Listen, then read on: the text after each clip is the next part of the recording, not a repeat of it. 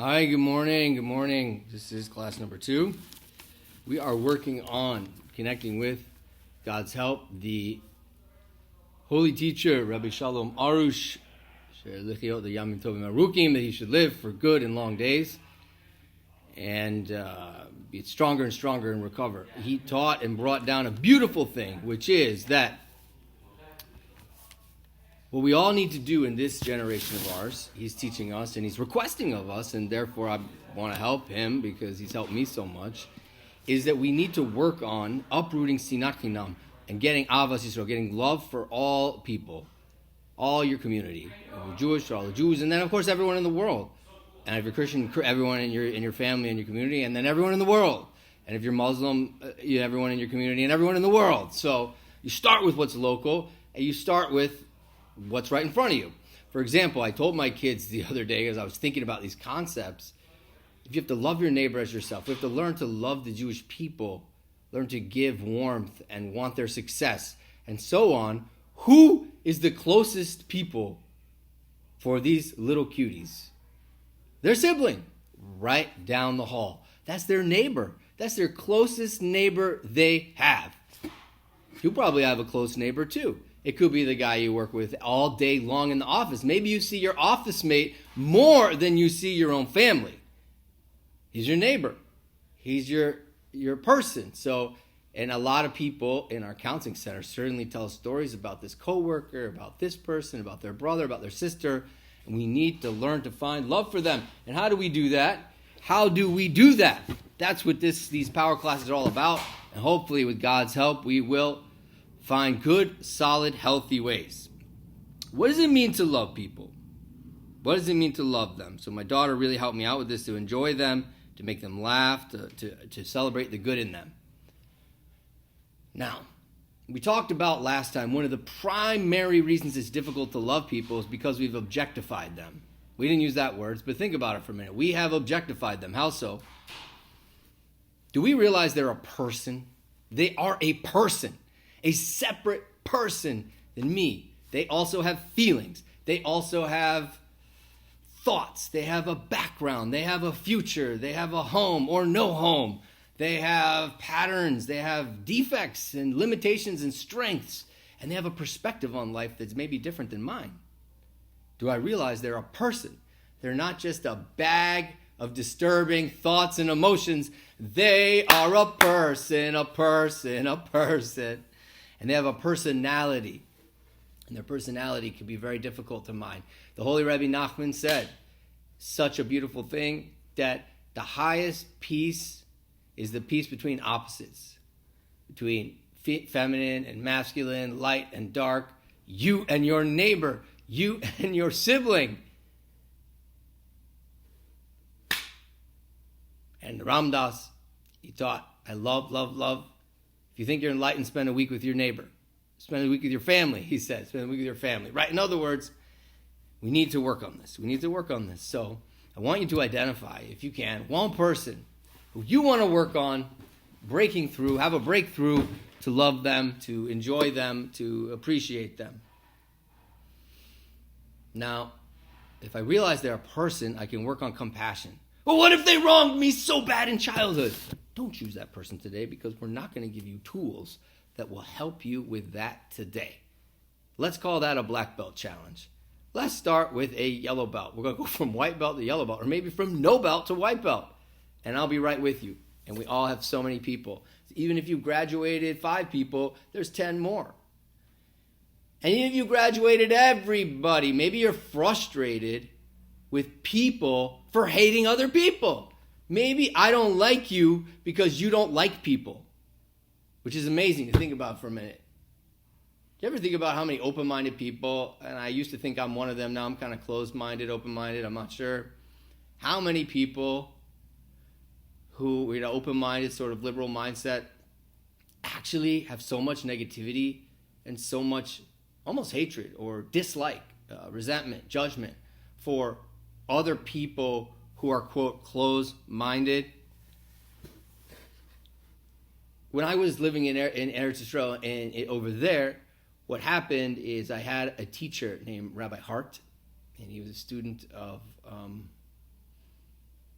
Rabbi Wolf, is that his name? Well, anyways, wish I had a better memory for that. But he's a wonderful, wonderful teacher. I didn't understand most of the stuff he said in the class. And he even said to me, Daniel, I know you're only in my class for the other stuff that I teach, not the main stuff. I said, that's true. So one day when I had an issue with a guy in the yeshiva who was super closed-minded and judgmental, and that used to always set me off and trigger me more until I realized, selfishly, of course, it's all about me, right? I realized that that's no good for me, and I've learned to let it go, and I've learned to try to see the good in people, working on it, work in progress. Let's go, let's go, let's go. Yeah, you can too.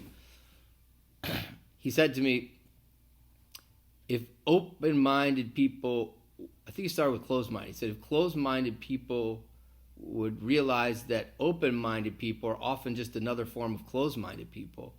And if open-minded people would realize, would be so open-minded that they could also accept closed-minded people, we would have peace in the world. I was like, wow, that was just like really mind-blowing. Mind-blowing. Like, whoa. I was 26 years old. It's almost 20 years ago. And I was like, wow, that is amazing. So think about that for a minute. Maybe there are people in your life who you are on a higher level, sort of. And then like in that area, not that it makes the person better. And then you really look down on them because they're on a lower level or because they haven't mastered that or because they aren't good at that, you know? And so if we can get more open-minded and more accepting, it's really all about acceptance, because the opposite of anger, of resentment, of frustration is acceptance and faith, belief that God knows what he's doing. God is not making mistakes on people, which is a great tool. That's one we can write down right now. Did God make a mistake when he created Bobby, Tommy, Tina, Jackson, Letitia? He make a mistake. And maybe he wasn't paying attention in the factory today, you know? God, he forgot. He gets every 1 in 100 he's not keeping track of. So God's not keeping track of that person. And so they came out bad. And that's just crazy. Think about that for a minute. Like our minds do crazy things. Our minds do crazy things. So that's a question. That could be a small tool. Let's write it down. Tool. Did God make a mistake in so-and-so? We could ask that as a rhetorical question. So you have your person. Maybe they're a person who you really have like no issue with them, except for the fact that they have issues with others. Or maybe they're a person who you genuinely don't like because of what they did for you, to you. Or maybe they're a person who you just don't like because you have judgments on them. So pick your person. Pick your person. So you're thinking about your person? You got your person? Okay. Now, I want you to write down, if you want to, or think about, what don't you like about this person? What is your issue with them? What is the issue?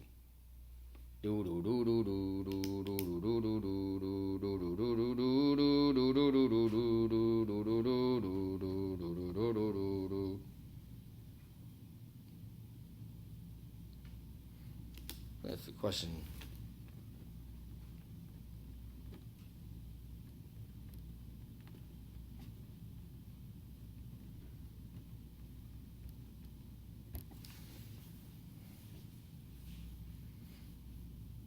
Now, let's realize for a minute, all of those people, all of them, potentially have a good essence. A very, very good essence. If they have a good essence, then what's up with all this stuff they've done? What's with their impatience?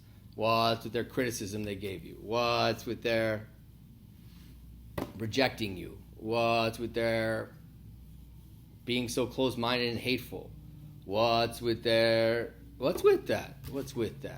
So we want to bring an idea that Kabbalah, and I have to get sources if you want sources. I've been taught by so many different people, thank God, and books, and Rabbi Arsh, we give him the main credit, and Rabbi Schick, the Maharish, what do they call him?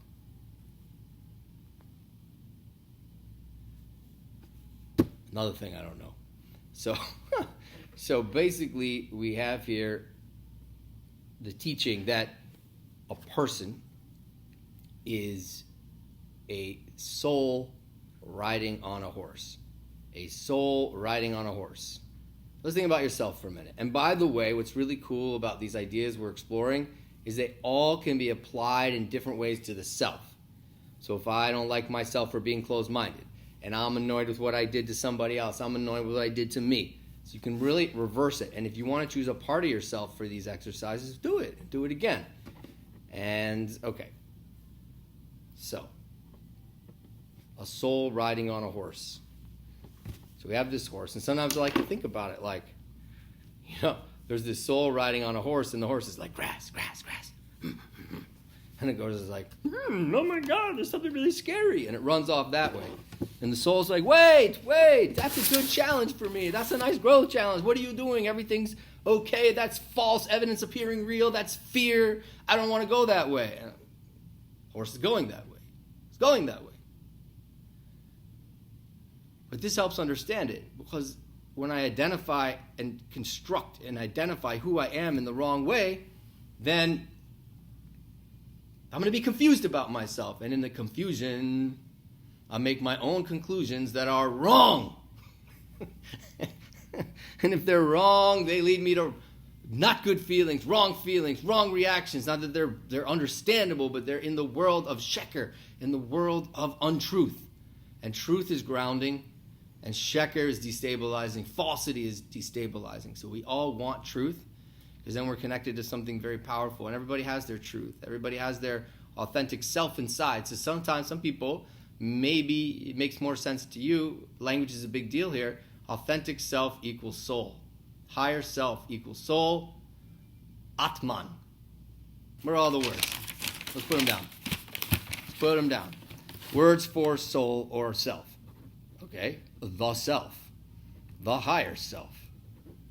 The authentic self. The real me. The versus the false me, right?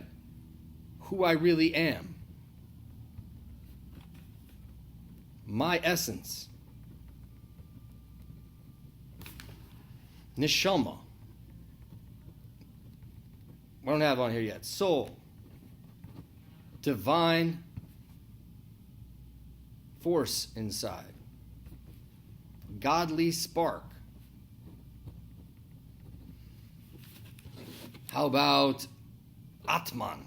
I don't know if I'm getting it right. All of you part of the Hindu and Brahmanistic traditions.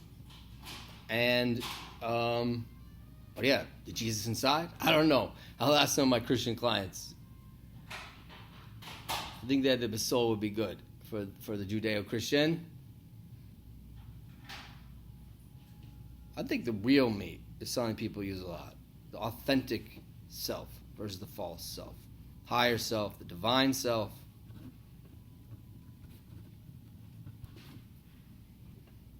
Higher consciousness. Okay, so you have yours, I have mine. Use your language that you want. So we have a soul riding around on a horse. We're riding around on a horse. And the horse has a personality. And every horse is born genetically and then acculturated, its upbringing. And the Gemara, the Talmudic tradition, our oral tradition says that a human being, and I believe, Zichru Rebbe, my learning partner, where did we learn it? I think we learned it in Chagiga, which is a section over there where they teach it that a man is a combination of an angel and an animal. So this higher spiritual essence combined with an animal, boom, you get a human. So similar idea is a soul riding around on a horse. And this horse has a personality. I know I'm being very long-winded here, But I want you to know, now we're going to go back to this person. First of all, he's not you, and he exists, and these are other people. They're actually other people. And they are a horse riding around with a soul. So let's imagine this person. It might be fun to draw their horse. Let's do that. Let's draw, if you want, think about or draw the horse of the person who you dislike. Maybe the horse. The horse has, so imagine first of all that the soul, I'm going to put a sun. It's a shining beauty light thing. Okay, it's the real self in there. Then they have this horse.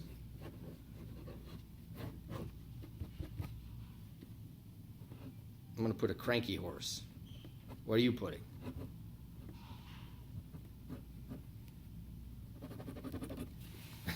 So we have this angry, cranky horse. The guy's angry. It's okay. Like if you're an adult, if you can get out of your own experience for a minute here. And if you can't, we have other courses and other things, other tools that we can help you with in coaching more than this type of learning, educational. Okay, so let's imagine they're a horse. So this person who you're so angry at, you're angry at the horse. And maybe you should be angry. But let's realize that's not who they are. Listen to me carefully. This is not who they are. You're angry at the not them. You're angry at who they're not at who they are. Probably. It could be I'm off for you. Lots of people listening, I don't know, could be I'm off for some people. Some people have very different cases or different situations, and this is not meant to be all comprehensive. We're going to have other parts of this class to teach, and it could be that your situation, because you chose someone way too hard and complicated and complex. There's so many other layers and traumas and difficulties that are difficult to resolve, and that is your work. That is our work to untie those knots. So put that on pause. But if it's something simpler, like you're so annoyed with your brother for saying those things, he's a horse. You're mad at him. No, you're mad at not him. You're mad at horse him. Horse him. You're mad at not him, horse him. I have a pet peeve where I kind of learned some of this stuff, which is great to have experiences that are negative, that God's amazing. God is amazing. How he could give us experiences that are negative and they turn out to be very positive. Like that just itself is mind-blowing. So anyhow, think about it for a minute. The horse, people say, pet peeve. And people say always, as a therapist, people will tell you a lot of things. I'm an emotional garbage man. That's what I'm paid the big bucks for, right? I think my professors used to say, like, if I wanted to get paid the big bucks, I wouldn't have become a counselor, right? So, but hopefully, we're working on that. We got lots of kids. We're going to get there. God's help. So the point is that my pet peeve that I used to have is people would say, now I know who he really is. He showed me his real colors. And I'm thinking to myself, and if it's appropriate, I'll say it. No. Now you know who he really is not. Now you know who he is not. Now I know who you really are. No, now you know who I'm really not. And I wish I could stop being that not. I don't want to be a not. I want to be a person. I want to be a soul. I want to be a self. I want to be my authentic self, because when I'm my authentic self, I don't do that. And when he's his authentic self, he don't do that. Let's go back to the person. The person. Realize you're upset, angry, frustrated with the horse. Okay, that horse did something not nice to you, but let's realize that's not him. And to bring it back to a simple statement, my mom used to always say to me, and she would if I told her about some of the bad thoughts that I have sometimes, she would say, you don't hate the person, you hate the action. You don't, right? It's kind of what we're saying at the end of the day, but we're taking the action, we're adding to it and saying, you don't like the action of the horse. Okay, enough beating a dead horse. Okay. Oh boy. So, there was a dead dog. I don't know. put in the comment box. All right. So the tool here is, we have a few tools so far. Let's summarize. Number 1, did God make a mistake in making this person? Number 2, let's realize that this is the soul riding on a horse, and I am upset at the horse, and let's meditate a little bit on them as a horse. As a horse. And we're not even going to get to the fact that we're going to get to another day, who said I'm even seeing accurately? And this is a big, big thing. But let's just start with the case that I am seeing accurately, but I'm not seeing the whole picture. I'm only seeing the horse. I'm not seeing the soul. I'm not seeing the history. I'm only seeing the horse, and I'm mad at a horse. So, if you like being mad at horses and you like being mad at people who they are not, then we can keep doing the same thing. But if you'd rather be more in reality and go the path of the holy spiritual teachers, mystics, and saints, then we can work on not disliking their horse. And that's where we're up to. You too, how would you use this on yourself? So many, hundreds and hundreds of sessions that we have dealt with have to do with the inner critic. And the inner critic is a rascal of a pesky rascal, difficult to uproot entity inside a person. And the more depression, the more criticism, the more abuse, the worse typically this inner critic is to the person. And especially if they're an internalizer. What do you do? Really the same thing can apply. The inner critic is busy looking. I'm looking at myself through the eyes of the inner critic. And I'm saying, whoa, man, that was so messed up what I did. I hate myself for it. So did God make a mistake in making me? No, but he really, I screwed it up. Well, no. That we'll deal with another day. There's extra complexity in there. But let's just say the horse part. The horse. God created, I am a horse. I'm a soul riding on a horse. I'm a self. I am my authentic self, and I'm riding around on this horse. I have this body and mind. I am embarrassed that I said that, or did that, or didn't do that, or didn't say that. Okay. But do I hate myself for it? Well, that's not myself. That's who I'm not. I am a horse. So what do I do with that? Well, realize that's not who I am. And we're going to build on that. We're going to build on that next time. But I'll introduce the idea and we can build on it even more next time, which is I came up with, God graced me a number of years ago with just a simple metaphor, I like simple, of a kindergarten classroom. And we wouldn't say that the teacher is the students. So if the teacher's not the students, then she's going to go home and think, oh my God, I can't believe I said that to Tommy. Because little Sarah said that to Tommy. No, she thinks, I don't know what to do about Sarah and Tommy. They're always hurting each other and making fun of each other. So in other words, in this situation, when I'm trying to manage myself or when I have parts of me that are busy doing things that I'm upset with, I don't need to judge myself. It's not going to help much of anything.